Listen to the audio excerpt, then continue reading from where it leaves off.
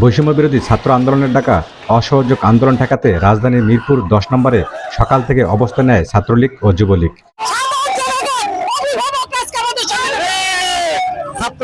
সরকার তো তাদের মেনে নিয়েছে, তবে কারা এসব আন্দোলন করছে? যারা করছে তারা স্বাধীনতা বিরোধী, তারা জামাত শিবির রাজাকার, তারা বিএনপি। আজকে সাধারণ ছাত্র নেই, তারা আজকে তাদের লালি পরিবর্তন করেছে, তারা পক্ষের পক্ষে, আওয়ামী লীগের পক্ষে এখন। এরপর আন্দোলনকারীদের সঙ্গে দফায় দফায় সংঘর্ষ রণক্ষেত্রে পরিণত হয়েছে মিরপুর 10 নম্বর গোলচত্বর এলাকা। তবে বিকেল গড়াতেই পুরো এলাকায় দখলে নেয় আন্দোলনকারীরা।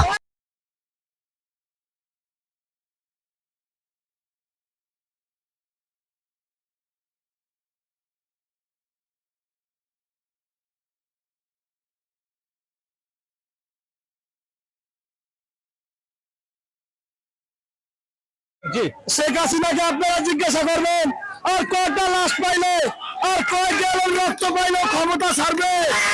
ওর কাছে কি ক্ষমতা আছে? আমার ভাইদের রক্তের কিছু মূল্যই নাই। আমি জানতে চাই খুনি আসনার কাছে 1 2 3 4 প্রায় 5 ঘন্টা পর রাজধানীর মিরপুর 10 নম্বর গোলচত্বর থেকে সরকারি দলের নেতাকর্মীদের সরিয়ে দখলে নিয়েছেন আন্দোলনকারীরা। ক্ষমতাসীনদের সমর্থকরা আন্দোলনকারীদের ধাওয়া খেয়ে মিরপুর 2 নম্বর স্টেডিয়ামের দিকে চলে যান। ধাওয়া পাল্টা ধাওয়ায় এই সময় কয়েকজন আন্দোলনকারী ও সাধারণ মানুষ আহত হয়। আর আমরা আজকে মিথ্যাবাদীদের উপর কোনো আস্থা রাখতে পারি না ভাই।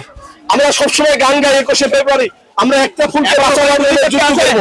আমাদের হাজার হাজার ফুল ধরে যাচ্ছে ভাই, আমাদের হাজার হাজার সব আমাদের ভাই মা বোন, আমরা কে কাকে মারতেছি আমরা নিজেরাও। তারা গুলি করছে, যুবলীগ আর পুলিশ, ছাত্রলীগ পুলিশ এবং তারা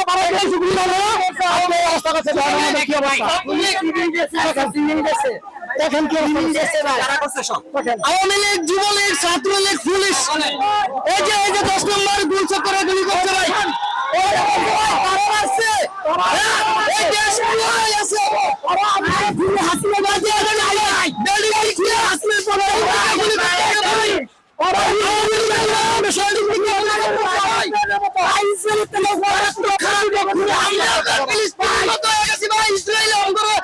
এর আগে সকাল 10:30 থেকে আওয়ামী লীগের দখলে ছিল গোলচত্বর।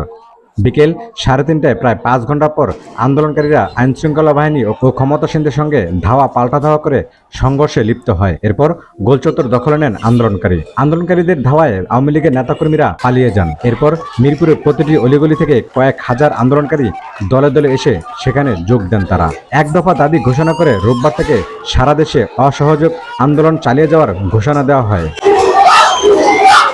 Mohammad Asif, desk report.